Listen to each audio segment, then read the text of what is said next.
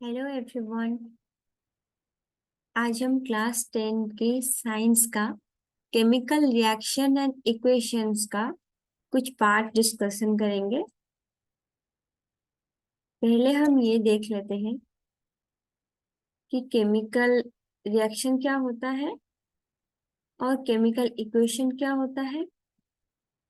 फिर उसके बाद हम आगे जाकर देखेंगे कि केमिकल इक्वेशन को लिखेंगे कैसे और उसे बैलेंस कैसे करेंगे। ठीक है, आज के टॉपिक में हम इतना डिस्कशन करेंगे। तो एक केमिकल रिएक्शन क्या होता है?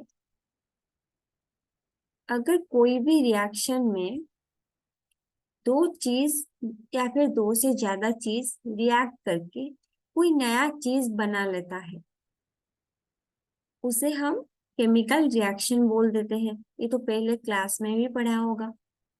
और यही केमिकल रिएक्शन को हम जब एक शॉर्ट फॉर्म में लिखने की कोशिश करते हैं या फिर लिखते हैं, तो उसे हम केमिकल इक्वेशन बोल देते हैं। डायरेक्टली टॉपिक में आ जाते हैं।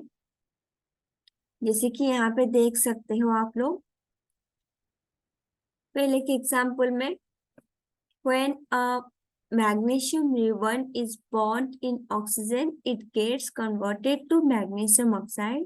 जब एक मैग्नीशियम रिबन को ऑक्सीजन के हेल्प से जलाया जाता है तो ये मैग्नीशियम ऑक्साइड में कन्वर्ट हो जाता है। ये तो इसका क्या एक सेंटेंस में डिस्क्राइब कर दिए। तो इतना बड़ा सेंटेंस लिखने की जगह हम अगर इसे एक शॉर्ट फॉर्म में लिखे, जैसे कि यहाँ पे नीचे लिखा गया है, magnesium plus oxygen becomes magnesium oxide. इस साइड में मैग्नीशियम प्लस ऑक्सीजन, ये दोनों को रिएक्टेंट्स बोलते हैं और मैग्नीशियम ऑक्साइड को प्रोडक्ट बोलते हैं। ठीक है, लेफ्ट हैंड साइड के इक्वेशन के लेफ्ट हैंड साइड में जो रहता है उसे रिएक्टेंट बोलते हैं। बीच में हम एक एरो मार्क देते हैं और राइट हैंड साइड में जो भी प्रोडक्ट बनता है उसे लिख देते हैं। ठीक है, तो ये है केमिकल इक्वेशन। और इसे लिखा कैसे जाता है और भी शॉर्ट फॉर्म में, जैसे कि हमने ऊपर देखा, magnesium Mg plus oxygen O2, ये क्या बनाया? ये मैग्नीशियम ऑक्साइड बना दिया MgO। अब हम क्या करेंगे? अब हम काउंट करके देखेंगे कि लेफ्ट साइड में यहाँ पे मैग्नीशियम, कितना मैग्नीशियम है? लेफ्ट साइड में एक मैग्नीशियम है।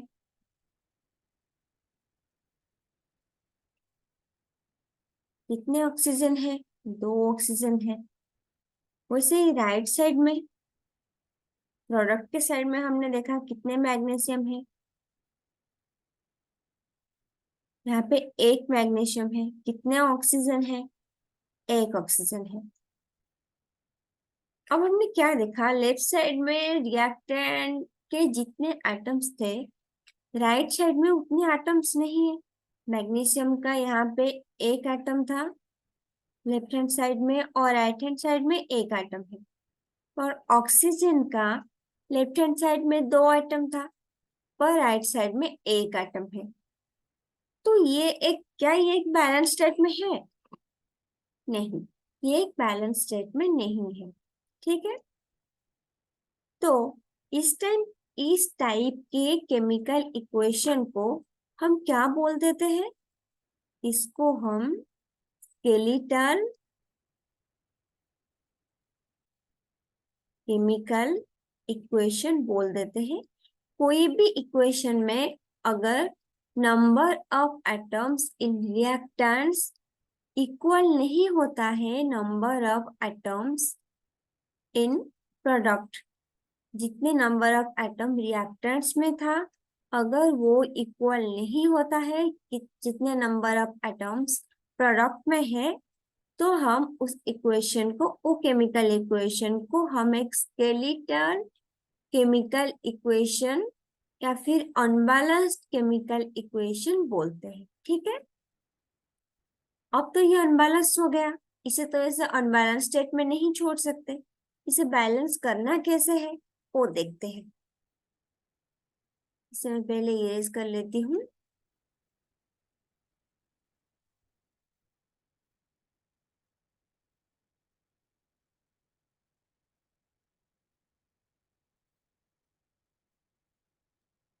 हम लगभग 6 या 7 स्टेप्स फॉलो करके ये केमिकल इक्वेशन को बैलेंस करेंगे। ठीक है, याद करो हम पहले पहले क्लास 9 में एक लॉ पढ़ा था जिसका नाम है law of conservation of mass. क्या था वो लॉ? वो लॉ ये था कि मास can neither be created not destroyed. यहाँ पे बुक में लिखा हुआ है, देखो। मास जो है उसे क्रिएट नहीं किया जा सकता और डिस्ट्रॉय भी नहीं किया जा सकता। कहाँ पे? एक केमिकल रिएक्शन में। मास can neither be created not destroyed in a chemical reaction. अगर क्रिएट नहीं किया जा सकता या फिर डिस्ट्रॉय नहीं किया जा सकता, मतलब जितने मास का रिएक्टेंट यूज होगा उतने ही मास का प्रोडक्ट हमें मिलना चाहिए। ठीक है, that is the total mass of the element present in the products of a chemical reaction has to be equal to the total mass of the element present in the reactant। जितना मास क्या होगा product में होगा उतना मास reactant में भी होना चाहिए, या फिर जितना मास रिएक्टेंट में है उतना मास प्रोडक्ट में होना चाहिए, दोनों इक्वल होना चाहिए। ठीक है, यही फिर नीचे लिखा हुआ है, in other words the number of atoms of each element remains the same before and after a chemical reaction. Chemical reaction से पहले जितने नंबर ऑफ एटम्स पार्टिसिपेट किए थे वो केमिकल इक्वेशन में, सॉरी वो केमिकल रिएक्शन में, उतने ही एटम्स प्रेजेंट रहेंगे उसके प्रोडक्ट साइड में भी। ठीक है, इसीलिए ये जरूरी है, अगर कोई कोई भी केमिकल इक्वेशन अनबैलेंस्ड या फिर स्केलेटल है तो हम उसे बैलेंस स्टेट में लाए। ठीक है, तो इसके लिए हमें क्या चाहिए, एक शॉर्ट एग्जांपल जो बुक में है वो देख लेते हैं। जिंक सल्फ्यूरिक एसिड के साथ रिएक्ट करता है और क्या बनाता है? जिंक सल्फेट और साथ ही हाइड्रोजन। ठीक है, अब जिंक का सिंबल क्या है? Zn। सल्फ्यूरिक एसिड को हम क्या लिखेंगे? H2SO4। ये दोनों मिलके क्या बना दिए? Zinc sulphate. और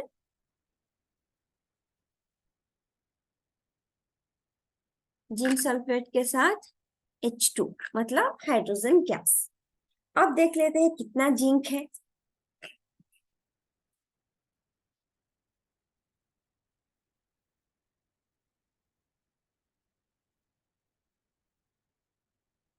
कितना जिंक है? लेफ्ट हैंड साइड में एलिमेंट में देखो, यहाँ पे क्या लिखा हुआ है? एलिमेंट, सारे एलिमेंट के नाम लिख दिए हम। फिर number of items in reactants, reactants में कितने नंबर ऑफ आइटम्स है और कितने नंबर ऑफ आइटम्स प्रोडक्ट में है। ओके, अब देखिए रिएक्टेंट में एक Zn है और प्रोडक्ट में भी एक ही Zn है, H। रिएक्टेंट में H2 मतलब 2 नंबर ऑफ आइटम है और प्रोडक्ट में भी H2 दो ही है, यहाँ पे दो, यहाँ पे दो। सल्फर, यहाँ पे एक सल्फर है, यहाँ पे एक सल्फर है, 1 1 लिख दिए हम। यहाँ पे 4 ऑक्सीजन है, यहाँ पे भी 4 ऑक्सीजन आइटम है, तो 4 4 लिख दिए। तो हमने ये देखा कि इस केमिकल इक्वेशन में जो लिखा हुआ है यहाँ पे सारे number of atom both side में सेम है। जिंक, हाइड्रोजन, सल्फर और ऑक्सीजन लेफ्ट हैंड साइड में जितने हैं राइट हैंड साइड में भी उतने ही है। तो ये जो केमिकल इक्वेशन लिखा हुआ है ये ऑलरेडी बैलेंस्ड है, इसे बैलेंस करने की जरूरत नहीं है। ठीक है, आगे बढ़ते हैं हम।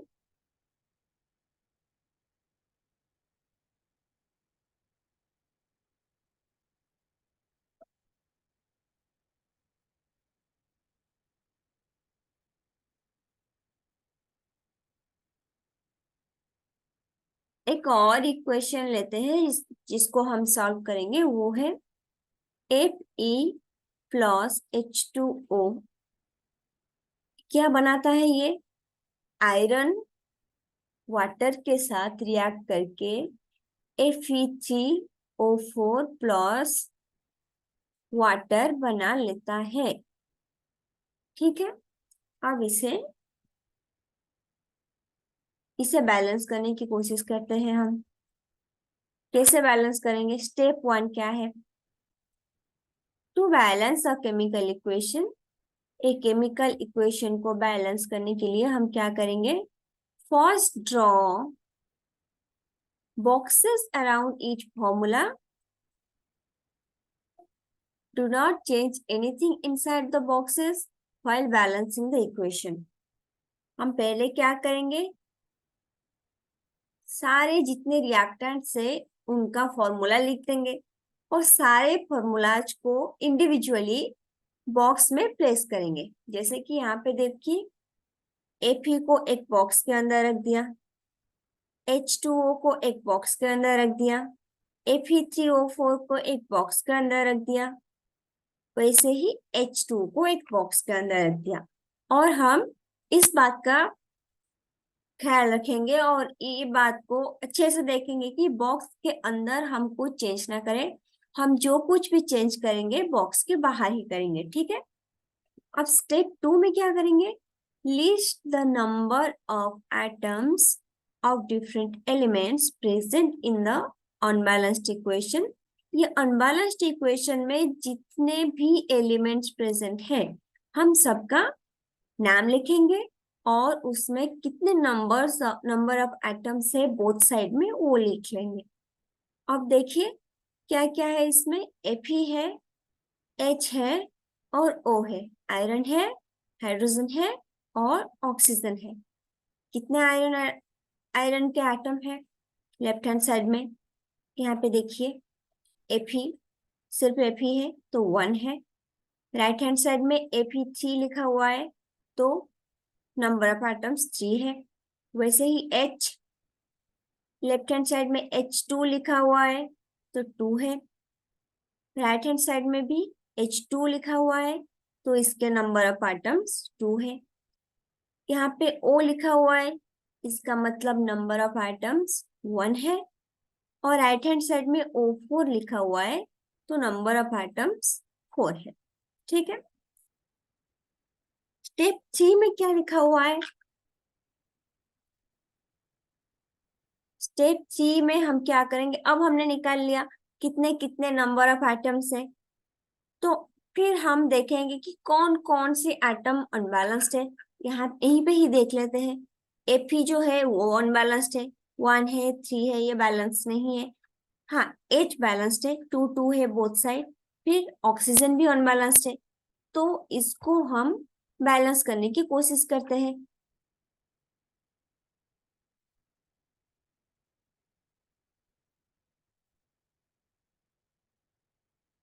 स्टेप 3 ये है।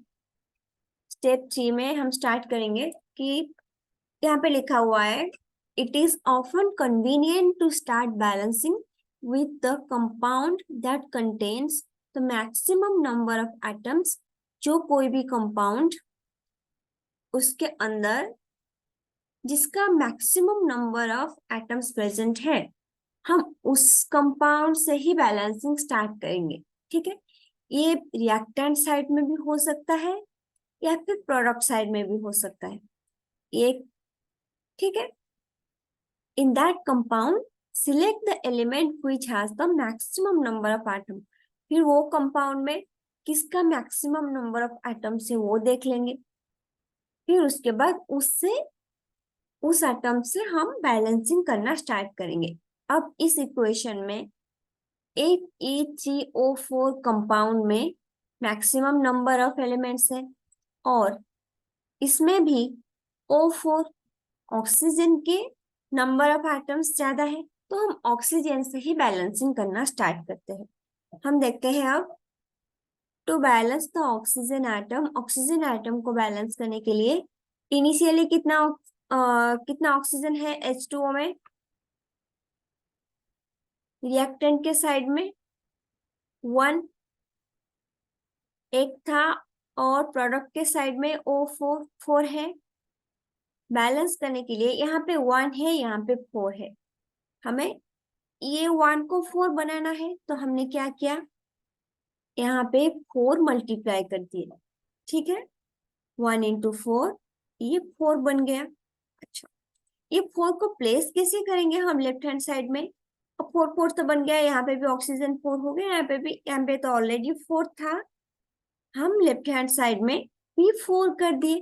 तो ये 4 को लिखेंगे कैसे, क्या जैसे यहाँ पे लिखा हुआ है O के नीचे 4 ऐसे लिखेंगे? नहीं, हम यहाँ पे ऐसे नहीं लिखेंगे, क्योंकि हम स्टेप 1 में क्या कर लिए थे, बॉक्स बना लिए थे। हम जो कुछ भी करेंगे बॉक्स के बाहर ही करेंगे। तो इसको हमने क्या किया, कोएफिशिएंट के फॉर्म में लिख दिया।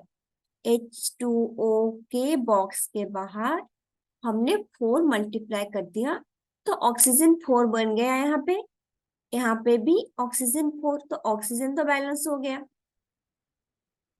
पर यहाँ पे हम देख सकते हैं ऑक्सीजन तो बैलेंस हो गया 4 मल्टीप्लाई करने के बाद, बट 4 मल्टीप्लाई करने के बाद हाइड्रोजन अनबैलेंस्ड हो गया। कैसे? हाइड्रोजन का 2 एटम प्रेजेंट था यहाँ पे, हमने और 4 मल्टीप्लाई कर लिया, तो ये हाइड्रोजन का 8 एटम्स बन गए रिएक्टेंट के साइड में। पर प्रोडक्ट के साइड में 2 ही हाइड्रोजन प्रेजेंट है। ठीक है,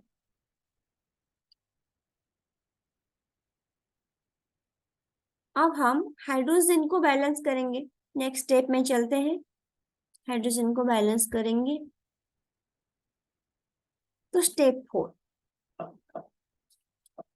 हमने अभी देखा कि अब दो एलिमेंट है जो बैलेंस नहीं है। कौन कौन? आयरन और हाइड्रोजन। आयरन का यहाँ पे 1 एटम है और यहाँ पे 3 है। हाइड्रोजन का लेफ्ट हैंड साइड मतलब रिएक्टेंट के साइड में 8 एटम्स है और प्रोडक्ट के साइड में 2 एटम है। अब हम मैक्सिमम नंबर ऑफ एटम्स को पकड़ते हैं, जो कि है हाइड्रोजन। लेफ्ट हैंड साइड में रिएक्टेंट के साइड में 8 एटम्स है और राइट हैंड साइड में 2 एटम्स है। इसे भी लिख लेते हैं हम। Atoms of hydrogen initial to balance, initially कितना है रिएक्टेंट में, H2 4H2O जो हम लिखे हैं इसमें 8 एटम्स है और प्रोडक्ट के साइड में 2 ही एटम है। तो ये 2 को हम 8 कैसे बनाएंगे, इसमें हमने 4 मल्टीप्लाई कर लिया, 4 मल्टीप्लाई करेंगे तो 8 बन जाएगा। तो जो 4 हमने मल्टीप्लाई किया वो प्रोडक्ट के साइड में बॉक्स के बाहर H2 के साथ लिख लेते हैं।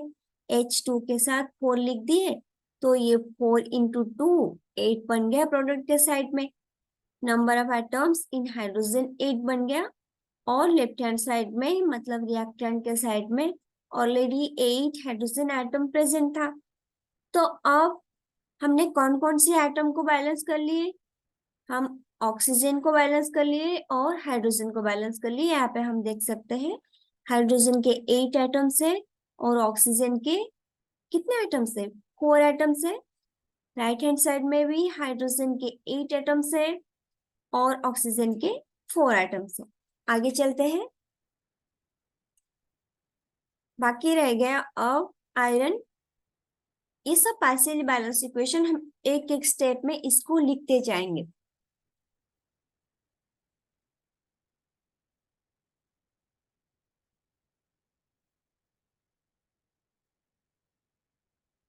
अब हम ये एग्जामिन करेंगे कि द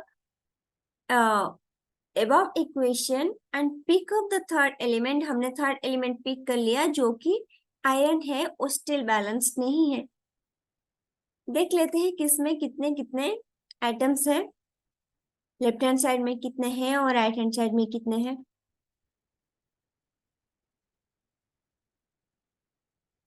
यहाँ पे लेफ्ट हैंड साइड में एक एटम है रिएक्टेंट के साइड में, और प्रोडक्ट के साइड में Fe3O4 में Fe3 तीन है, थ्री एटम्स।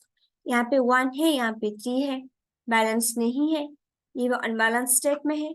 तो इसे बैलेंस करने के लिए टू बैलेंस हमने क्या किया, वन में थ्री मल्टीप्लाई कर दिया ताकि ये थ्री बन जाएगा। तो यही थ्री को हम कहाँ प्लेस करेंगे, बॉक्स के बाहर। बॉक्स कहाँ है हमारा, Fe के चारों तरफ हमने बॉक्स बना दिया है और उसके साथ हमने थ्री मल्टीप्लाई कर लिया। तो थ्री मल्टीप्लाई करने के बाद आयरन के थ्री एटम्स बन गए और प्रोडक्ट के साइड में भी आयरन के थ्री एटम्स है। तो अब आयरन भी बैलेंस हो गया। Finally, to check the correctness of the balanced equation, we count atoms of each element on both sides of the equation। अब ये चेक करने के लिए कि जो इक्वेशन है वो बैलेंस्ड हुआ या नहीं, हम क्या करेंगे, बोथ साइड के एटम्स को काउंट कर लेंगे। अब देख लेते हैं। अब बॉक्स हटा लेते हैं और इक्वेशन को लिख लेते हैं। 3Fe 3Fe 4H2O 4H2O क्या बना दिया, ये दोनों ने मिलके Fe3O4 लिख दिया हमने, और 4H2 लिख दिया। अब काउंट कर लेते हैं। आयरन यहाँ पे थ्री है, तीन एटम है आयरन के, यहाँ पे भी तीन एटम है आयरन के।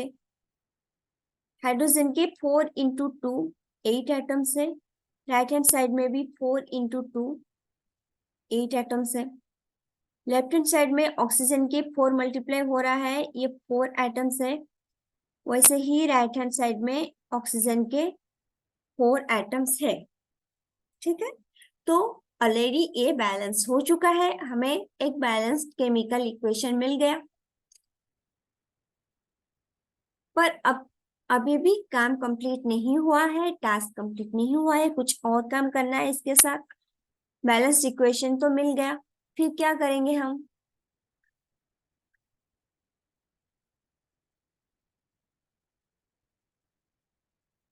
हाँ, और एक बात, इसको हम कैसे, जो ये हमने सॉल्व किया, इसे हम क्या बोलते हैं, कौन से मेथड में हमने सॉल्व किया, हम हीट एंड ट्रायल मेथड से सॉल्व किए।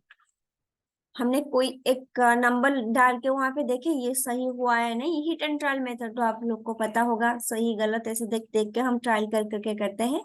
तो यहाँ पे हमने heat and trial method use किया इस अनबैलेंस्ड इक्वेशन को बैलेंस इक्वेशन बनाने के लिए। ठीक है, अब हम क्या करेंगे, symbols, writing symbols of physical states. कौन सी स्टेट में ये सारे रिएक्टेंट और प्रोडक्ट है वो लिख लेते हैं। Carefully examine the above balanced equation.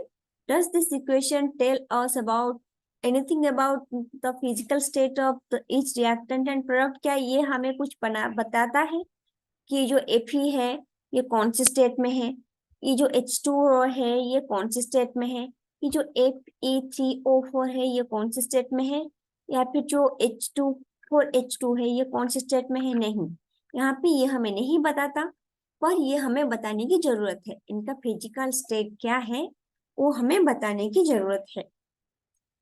ठीक है, तो इसके लिए हम कुछ नोटेशंस यूज करेंगे, जैसे कि गैस के लिए G यूज करेंगे, लिक्विड के लिए L यूज करेंगे, एक्वस के लिए AQ यूज करेंगे और सॉलिड के लिए S यूज करेंगे।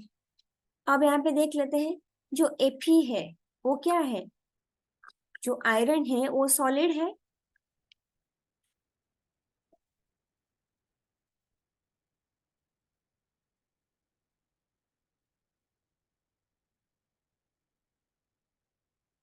Fe सॉलिड स्टेट में है, H2O ये गैसियस स्टेट में है, Fe3O4 सॉलिड स्टेट में है और H2 गैसियस स्टेट में है। तो इसी को ही हमने यहाँ पे लिख लिया, Fe को एस लिख दिया, मतलब ये सॉलिड स्टेट में है, ये सॉलिड स्टेट में है। ऐसे ही H2O गैस या एटमॉस्फेरिक गैसियस स्टेट में है, जो वाटर वेपर है, ये गैसियस स्टेट में है, इसीलिए यहाँ पे हमने G लिख दिया। जो Fe3O4 बन गया, ये एक सॉलिड फॉर्म में बनेगा, तो यहाँ पे हमने एस लिख दिया। वैसे ही जो H2 जो गैस निकलेगा, उसे हमने G लिख दिया, क्योंकि ये तो गैस है, गैसियस फॉर्म में रहेगा। ठीक है। Note that the symbol G is used with H2O to indicate that in this reaction water is used in the form of steam. ये जो रिएक्शन में वाटर लिक्विड फॉर्म में नहीं है, ये एक स्टीम के फॉर्म में है, इसलिए हमने यहाँ पे H2O को L ना लिख करके, लिक्विड ना लिख करके G लिखा हुआ है, क्योंकि ये जो पर्टिकुलर रिएक्शन है, इसमें वाटर स्टीम के फॉर्म में यूज हो रहा है। ठीक है।